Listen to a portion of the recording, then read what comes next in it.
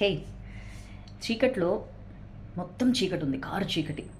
మీరు వెళ్దాం అనుకుంటున్నారు, బట్ వెళ్ళాలంటే భయం వేస్తుంది. అక్కడ ఏముంటాయో, ఏముంటుందో, ఆ, రకరకాల సౌండ్స్ కానీ లేకపోతే ఇవన్నీ చూసి ఒక్క అడుగు ముందుకేయాలన్నా సరే భయపడతారు. ఏమో ఆ చీకట్లో ఏముందో, అక్కడ ఏం వెళ్తే ఏం ఫేస్ చేయాల్సి వస్తుందో. ఇన్యాక్షన్, ఒక్క అడుగు ముందుకేయడానికి కూడా వెనకాడతారు. ఫియర్, డౌట్ ఇవన్నీ వస్తాయి ఇన్యాక్షన్ వల్ల. అదే ఒక్క అడుగు ముందుకేసి చూడండి, చీకట్లో ఒక 4 అడుగులు వేసిన తర్వాత ఆటోమేటిక్గా మనకి తెలియకుండానే మనకు ఒకలాంటి ఏదో తెలిసిన అంటే మనం నడవగలుగుతున్నాం, మనకేదో దారి కనిపిస్తోంది అని ఒక ఫీలింగ్ వస్తుంది. ఐ డోంట్ నో, నాకైతే అలా అనిపిస్తుంది. మీకు అనిపిస్తుందా లేదా చెప్పండి కామెంట్ సెక్షన్లో.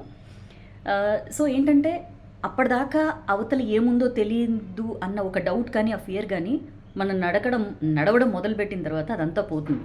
ఒక కాన్ఫిడెన్స్ వస్తుంది, ఒక కరేజ్ వస్తుంది. లైఫ్లో కూడా అంతేనండి. ఈ చీకట్లో నడవడం అనేది ఒక చిన్న ఎగ్జాంపుల్ నేను చెప్పింది. మనం చాలా విషయాల్లో చేద్దామా వద్దా, చేస్తే ఏమవుతుందో, ఏమో అందులో రిస్క్ ఏమో, ఇట్లా ఆలోచించి వెనకడుగు వేసేసి మనల్ని మనమే ఆ ఫియర్తో, డౌట్తో ఏమీ చేయకుండా ఉండిపోతాం. బట్ ఒక్కసారి అడుగు ముందుకేసి చూడండి, ఆటోమేటిక్గా ఎస్ నేను ఇది చేయగలను, ఖచ్చితంగా నేను సక్సెస్ కాగలను అన్న కాన్ఫిడెన్స్ మీకు వస్తుంది, ఆ కరేజ్ మీకు వస్తుంది. So action is very important. Inaction అనేది ఎప్పటికీ ఫియర్నే చూపిస్తుందండి.